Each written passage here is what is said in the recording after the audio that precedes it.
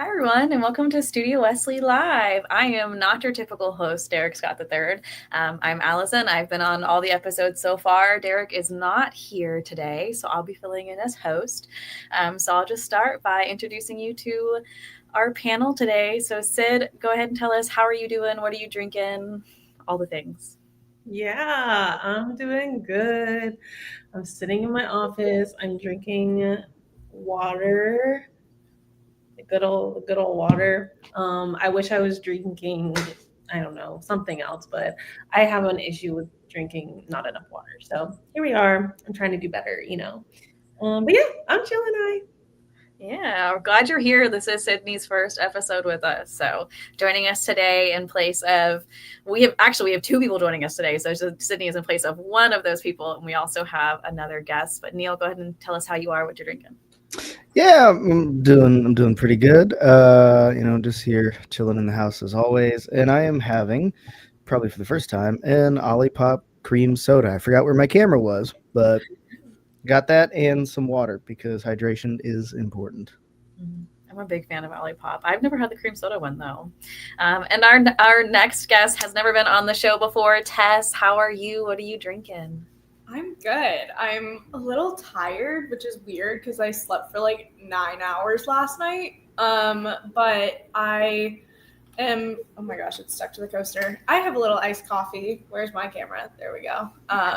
Which I would not normally be drinking at 5 p.m. Oh yeah, I'm in Central Time. I feel like I said a time earlier before the show started, and Allison was probably really confused. But yeah, would not usually be drinking a coffee at 5 p.m., but I have some stuff I need to get done. So here we are. You know what? I'm so tired. I think I glanced over that and also forgot that you moved to a different state. So I'm learning so much in this moment, or remembering so much in this moment.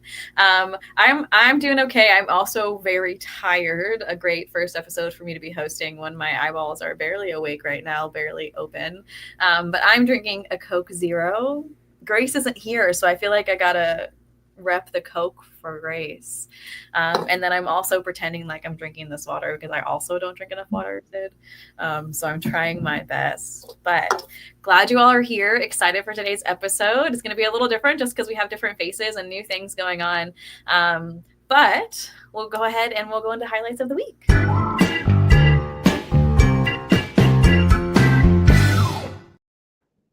So we'll start off with Sid again. What is your highlight this week? Tell us about it. All right. My highlight of the week is that here in Atlanta, Georgia, which is where I live, it is Pride. So, a funny thing about Atlanta, and actually a lot of southern cities, is they do Pride in October instead of doing them in June because it's too hot to do in June. So, we do it in the fall, which is fun because we get like two Prides here because like there's still stuff going on in June. You know what I mean? Like stuff is still happening in June, but then we also get October Pride. And so, yeah. And so the Pride Festival is happening like next weekend, and I'm super excited. And Flo Millie is headlining, which is like, I'm so stoked because what was really funny about the whole thing was that, like, I keep up to like, it's like one of my most anticipated things every year. And so I keep up with like, oh, when they announce like the performers and stuff. And like when they first they posted three people. I didn't even know who two of the people were. And then like the biggest name of the three that they posted was like Bob the Drag Queen, which I'm very excited to see Bob the Drag Queen. Love. But everyone in the comments was roasting Atlanta Pride so hard. I'm convinced, I actually don't know if this is what happened, but I'm convinced that like people were so mad that they didn't get like a bigger name that somebody was like, quick, who can we get? You know what I mean? Like it was like panicking because then like a couple weeks later, they were like, Flo Millie's headline, and everyone was like, what? Okay, yeah, bet. So I'm super excited. And it'll be my first year like setting up a whole tent. Like I'm gonna like be set up at the park like all day. And with all the homies, and I'm very excited. It's gonna be good. Yeah, I want to know, like, thinking about like that collective power to bully them into bringing somebody else to like headline or be a part of it. What else could we do with that? Like, what else? What else could we collectively like use that for? Honestly, that's such a good thought, Allison. Let's bully people again. No. Bully people. Maybe we won't call it bullying. We'll give it a better name and it'll seem okay. Yeah. Thank you, Sid.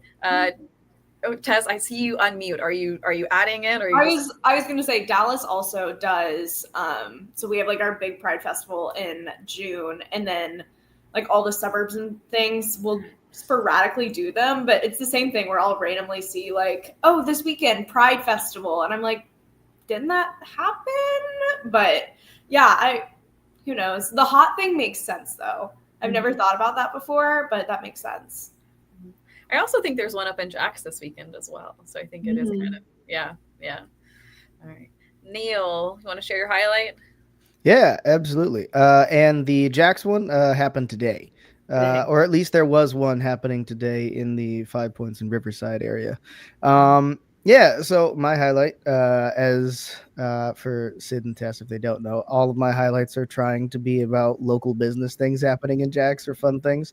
So today's is about a thing called The Block, which is opening just outside of the St. John's Town Center. Sid, you'll know where it sits, off of like Gate Parkway by the IKEA and stuff. And it's going to be like an outdoor amphitheater, which is cool because we don't have too many of those here in Jacksonville.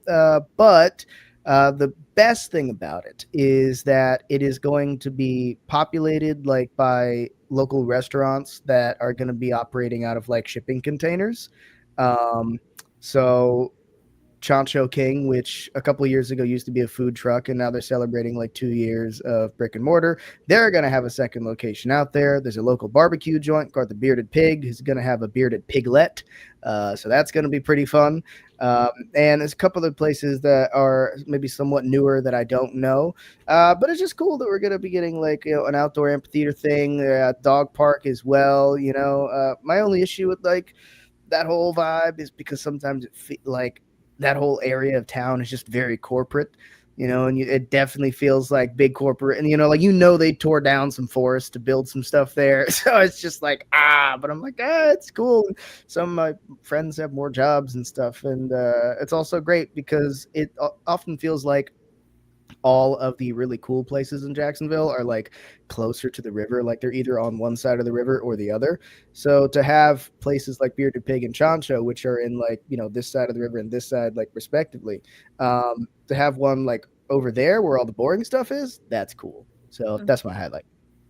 Yeah, I mean, event space, there's dogs, there's food. I'm in. Thank you, Neil. Tess, want to share your highlight? Yeah, so as I guess I already said, but I just moved to Dallas, Texas about a month ago, and one of the huge events that happens here is the State Fair of Texas. So it started, this was the second weekend. So it started last weekend and runs through like the end of October. But I have a friend out here and she's from here, her whole family's here. So I went with them yesterday. I feel like my highlight specifically is going with a large group to the State Fair of Texas because it's really known for the food. Like you get midway games and there were these really cute little pig races, but like typical fair stuff. But then some crazy food. I mean, they do what's called the Big Tex Awards every year because Big Tex is this giant like statue that they have to like build via crane every year. It's a whole thing. But yeah, so there's like a savory category, a sweet, like most creative, all these different awards. And so stands will go all out, and going with a big group was great because we would get one order of things and everybody would get just like one bite. And so I left not feeling like I was going to puke. So that was great. And we got to try probably 10, 11 different things. So yeah, super expensive, but it was a lot of fun. Yeah, I always say I love fairs, but I actually cannot think of the last time I went to one. But yeah.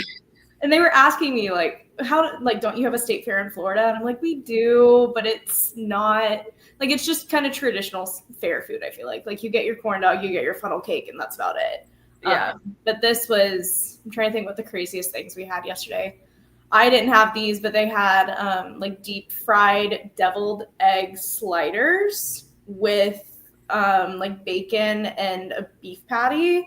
They had fried carbonara, so it was literally like little medallions of pasta that were deep fried. There was like a cookie butter milkshake, just like all kinds of random things that you wouldn't normally find. So it was just cool. Yeah, that first thing you said had so many different types of food in it that I don't even know where to start. Yeah, I was like, no, I'm good. That's all, y'all. That's incredible. Also, I have to tell you that when you said built by cranes, I pictured accidentally the bird and not like the machine. And so my brain was wandered for a second, but we're back. My highlight of this week, if you know me, you're probably not surprised. Taylor Swift released new music. The Life of a Showgirl. Life of a Showgirl is the album. It's getting some interesting feedback online. I'm seeing a lot of people that actually don't love it. I like it a lot. I've been overwhelmed lately, so it was just like a nice change in my brain to be able to listen to some new music.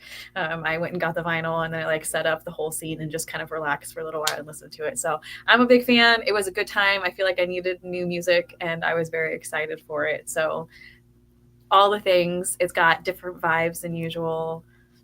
I don't know how much more to add, but that's my highlight. I got new music this week. But yeah, so thank you guys for sharing. Lots of things going on in the world today. Derek's been using the phrase neighborhoods to nations, and I like it a lot. But it seems like we have a lot of neighborhoods going on today. So thank you all for sharing and for taking that moment. So I'm going to transition to us to our commercial break. Hey everyone. My name is Sam Stiles-Williams. I'm the host and producer of Studio Wesley Annex, the audiovisual podcast where a group of college-age young adults sit down for an hour to break down the lectionary text of the week. Here on Annex, we believe there are no right or wrong answers, and we believe that active disagreement and dialogue is central to growing in our faith journeys. So please come join us this season as we laugh, discuss, and debate our way through the Word, with new episodes releasing every Thursday anywhere you stream podcasts. Can't wait to see you there.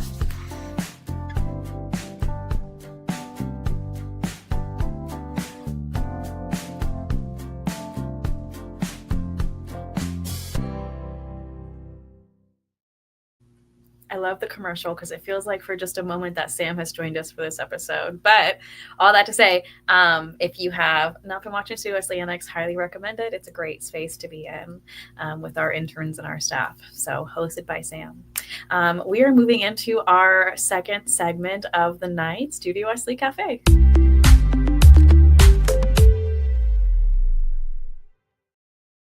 So for this segment, one of the people on our panel brings an art piece to the show. We've all listened to it, watched it, absorbed it, whatever the art piece was beforehand, to be kind of prepared to talk about it. So I'm going to throw it to Sid now because they brought the art piece. They're going to tell us what it is, and then we'll just have a little discussion about it. Yes, I'm so excited about this one. You know, I actually was having such a hard time picking one because there's so much that I'm like I can talk about this, I can talk about this, I've been seeing some new movies. But my art piece that I bring to the table today, to the cafe, is the song Altar by Kehlani. So I bring this song to the table. This song is I've not been a huge Kehlani stan. I like Kehlani. I like some of their songs, but some of them I don't. But I'm going to see Kehlani and at the end of this month because I'm going to this musical festival and Kehlani's going to be there.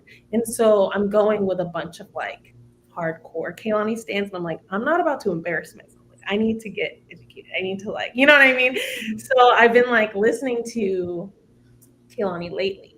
And her album, this song is on her album Blue Water Road, which if you're want to get into Kehlani, I highly recommend it. It was released in 2022, and it's such a beautiful album because it's about love and spirituality and just I don't know, it's just so ethereal, I feel like.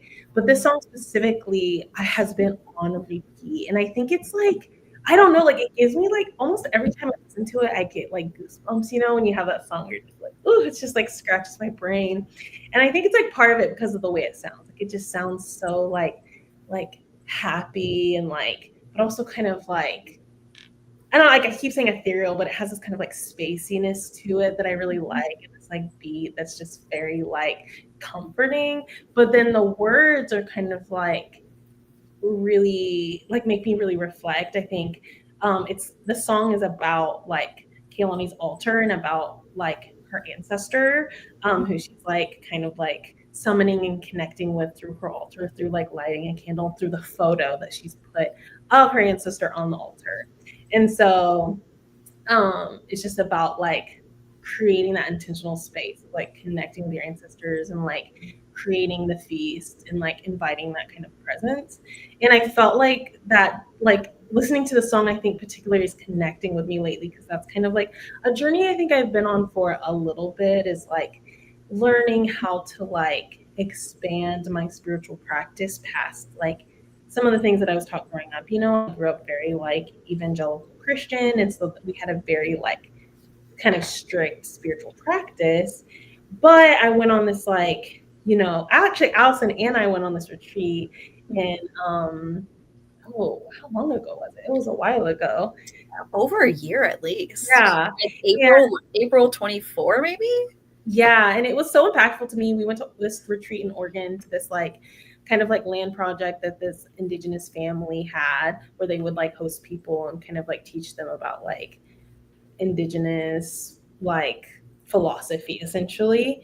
And anyways, they talked a lot about connecting with both the earth as like your like parent, you know, like Mother Earth, connecting with the earth as like your relative, and then also talked about the connection with like the ancestors through the earth. And so this is something I've been reflecting on a lot as somebody that is Black American, who like, you know, has a, you know, obviously I don't know where my ancestors are from, right? Like all I know is we got brought here to America and this is where I am now. And so like learning that like it's not about knowing exactly who your ancestors are. It's not about knowing exactly what your like native indigenous lands are, but like learning to like create that intentional space where you can still recognize that where I am now, like the earth still like claims me, right? The lands that I'm on now still claims me, and like I can still recognize like the earth as my relative, and like that my ancestors are still like looking after me, even the ones that I don't know, like knowing that like they're still like guiding me and seeing me through everything, you know? Yeah. And then just also like the altar as a space to like grieve, you know, and like grief as also a point of connection is something that I've been thinking about a lot through this song, because there's so much in the world to grieve about right now. And so just creating that space. And so that's why I bring this to the table. I would love to know what y'all's thoughts are. Yeah, thank you, Sid, first of all, for bringing that and just kind of giving us that overview on it to kind of help us navigate this conversation. So I'm curious, Tess and Neil, whoever wants to kind of speak first, your thoughts, what resonated with you, kind of where you sit with this art piece. Sid, I think it's funny that you kept using the word ethereal, because that was like my first impression of the song. It's just like, it's really beautiful and the lyricism's really nice too. But I also just your story of like how you kind of came to appreciate this song, like the whole concert piece, that is so like, that is me. I take concert going very seriously. It's actually the sweatshirt that I'm wearing was like my favorite band ever. I found because they were opening for someone my mom and I were going to see. And I was like, they had, I think, a single EP out at the time. And I was like, okay, let me listen so that I know what they're about. And then I was more excited to see them than I was the actual like headliner. And I've seen them like 6 times now. So it's just funny how those things happen. So hearing you talk about that, I was like, that's literally how I found some of my favorite songs. Especially sometimes when they're kind of buried in an album that I'm like, man, this is okay, but I really love this one song, or like, I really love this one album from the artist. But then the spirituality piece that you were talking about too, my grandfather just got transferred to hospice recently, and he like, I hate to say it, but like it's kind of a waiting game at this point. And so as we're all going through that, a lot of us have had kind of strained relationships with him the last few years. But obviously now that we're kind of at this point, like I've had this process of thinking about like the good memories and also just what I've gotten from him, like what parts of myself I can contribute to him more so than other family members. So I don't know. I know it's a very different comparison from your experience, but it's a similar, I think, feeling of like just looking back and identifying parts of yourself from people that came before you. I think that's the beauty of a song, though, is like we can take these lyrics and we can, while they have connections on the meaning, they can mean a little bit different things for different people, depending on especially where you're at or where you're sitting. So, like, what you need to pull for them might be different what someone else needs to pull from them. 100%. And even you personally, I mean, what you hear in a song can vary from moment to moment, and you could listen to it 100 times, and then on 101 you're like, oh my gosh, I totally get this now, or I totally resonate with this one line now. Yeah.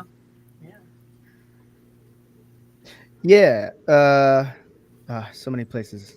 All right, first thing I'll say is that I have a interesting way of going to concerts. I like to go in mostly blind. I'm not one of those people that like looks up the set list beforehand. I'm like, I don't care. I'm like, I want to be completely and utterly surprised if there's songs I haven't heard before, if it's an artist I don't know terribly well, or if I know only a little bit from them, I'm like, I want to go in deep. But usually these days, the people whose concerts I'm going to are ones where I know every single song in their discography. But I like to not even know who the opener is. I like to show, like, I will buy the tickets and I don't even like check, you know what I mean? Like, it's great. Like, for example, in 2019, I went to see James Bay, and the opener was a little fella named Noah Khan before, like, when he very early in his career, right?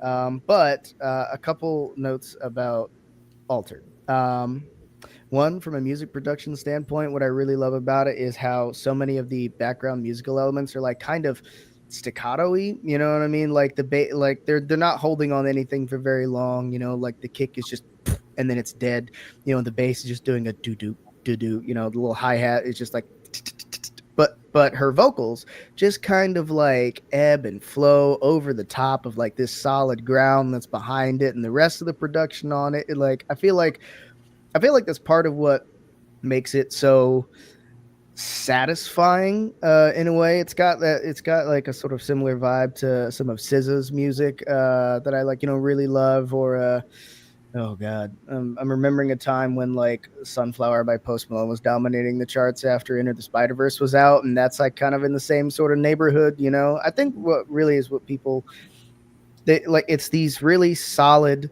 beats that have vocals that just kind of flow and layer on top of it. And obviously, like, you know, all the imagery about, you know, being like connected to like our ancestors. I mean, that's the thing I've been trying to work on, you know, being half Filipino, but I don't speak the language, you know, but also being able to trace like a lot of my Irish and, you know, Scottish ancestry back, like, you know, how many years is that?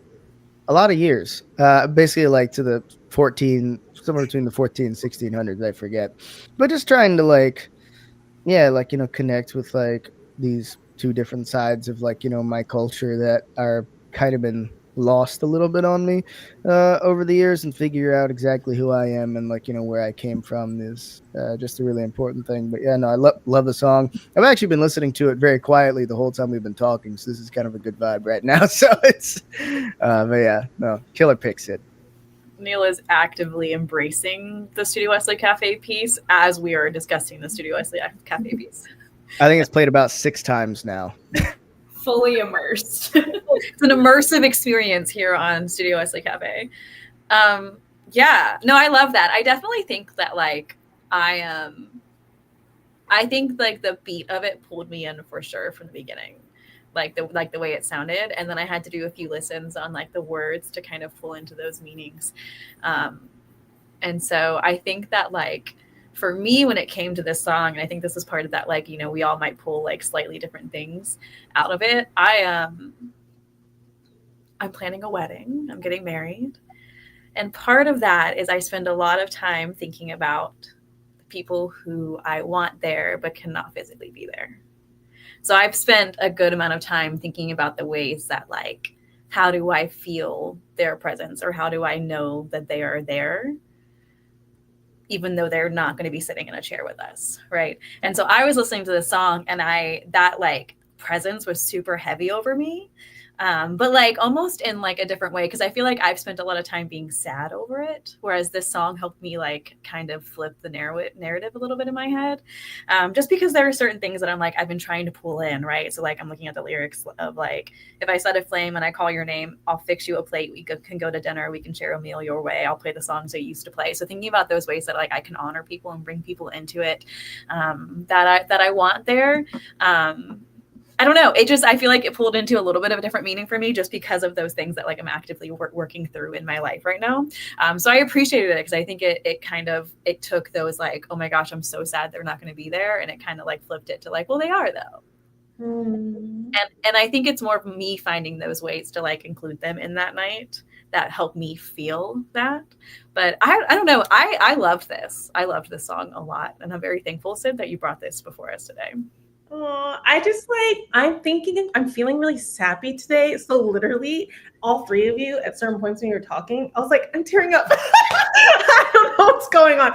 I'm like hormonal or something. But yeah, I think like the kind of double meaning of like the altar of like, you know, you're getting married, like the altar that you're getting married under versus like the altar, like a spiritual altar is so like beautiful. And that like, I like the line where Kaylani says like, thought I felt you before, right? Like I thought I knew what it was like to feel you before. Specifically for those who like y'all are thinking about people that you've like known like in the physical realm. Like I thought I knew you before, but like now I can know you like even closer in like an even closer way, you know? And that like it just takes a kind of like presence and intentionality to like connect with the like even deeper way that we can get to know our ancestors, even past like this physical way, you know? It's just like so beautiful. Yeah, and I think, and one, my eyes got a little teary too, so I won't lie to you. A couple of times, like listening to people talk, and while I was talking myself. But I think that's kind of our takeaway, though, from the Studio Wesley Cafe of like finding those intentional moments, whatever this means for you. Whether you're thinking ancestrally, whether you're thinking about people you've lost in your life, people recently, people from years before. Like, how do you find those connections and make those spaces and feel those presences? Their presence in your life today, no matter what you're walking through or what you're going through. How do you make those moments and find those moments? And then how does that like navigate who you are today? Like, how does that navigate the way, like even thinking all the way like back to our retreat, said like, I feel like the ways that I do things is very different than the way that they do things, but I definitely can draw from what they shared with us and what they taught us and what they showed us into my practices of like spirituality and the way that I see the world and the way that I want to make those connections to people. So very thankful for this art piece today. I think it brought a lot of beautiful stories with it and a lot of beautiful moments and a lot of things just to think about, how we connect with each other and how we connect with those around us and ancestrally and people we've lost and all the things. So I'm going to give us a few minutes, not a few minutes, that's way too long. We're going to go into our reflection time now. Second.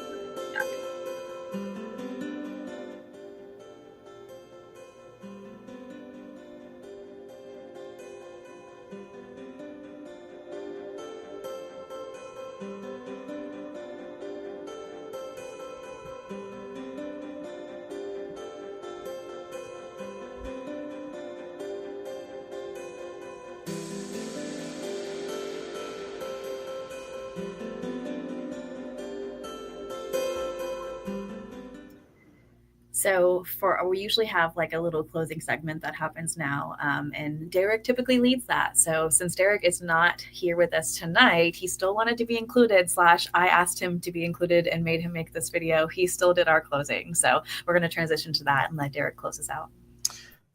So in John chapter 9, Jesus encounters a man that, according to the text, has been blind from birth. And the question is asked of Jesus, Rabbi, who sinned so that he was born blind, this man or his parents? And Jesus' answer to them is neither he nor his parents. This happened so that God's mighty works might be displayed in him. Now, here's what I want to say about this particular piece, because it's very easy to take a passage like this and lean into a kind of ableism that both, I think, misrepresents what the passage is trying to tell us and also then diminishes those among us who are differently abled and disabled. Here's my thought about this passage. Part of the reason that Jesus is saying what he's saying, that nobody sinned, like this man being born blind is not a result of sin. And then Jesus says, this has happened so that God's mighty works might be displayed in him. And I really wish that John, the gospel writer, had just stopped right there, and that maybe another chapter, whoever put the chapters or verse in, would then we continue on with the story, or the healing would take place in a kind of separate way. Because I just want to be clear that I don't think that God's glory being displayed or God's mighty works being displayed in him is the healing. I think that's something else. I think that this man himself is a conduit of God's glory. The man himself, as a blind man, is a conduit of God's mighty acts. In fact, if you read on through John chapter 9, you will find that this blind man is super smart and articulate and knows how to go toe-to-toe with the Pharisees. I just want to claim today that who we are and where we are today is enough. Who we are and where we are and how we are is enough for the mighty works of God to be displayed through us. Friends, we don't need a miracle for the mighty works of God to be displayed through us. We do not need a miracle for God's glory to be present in our lives. Miracles are great. Miracles are awesome. We celebrate them. We definitely celebrate that this man who once was blind was able to see. But please understand that this man was completely, deeply loved by God and able to be used of God, even as a blind man. He was then used of God as a man who had been blind and had his sight healed. But friends, please know that who you are, as you are, where you are today is enough. And I hope that you be encouraged by that word today. Very thankful, I think, for that last thing that Derek said. Who you are is enough. And I think that's something that I'll probably be taking into this next week with me as we walk through all of the things we have going on in our busy world. I know I've talked to people in our spaces all the time about how much they have going on in their lives. So just constantly thinking about who you are is enough. I want to thank all of you guys for being on our panel today and having this discussion with me. I think it was a great discussion. So thank you, Sid, Neil, and Tess for being here. And I want to thank everybody who watched tonight and who was in the comments speaking with us throughout tonight's show. And with that, we are done. Bye.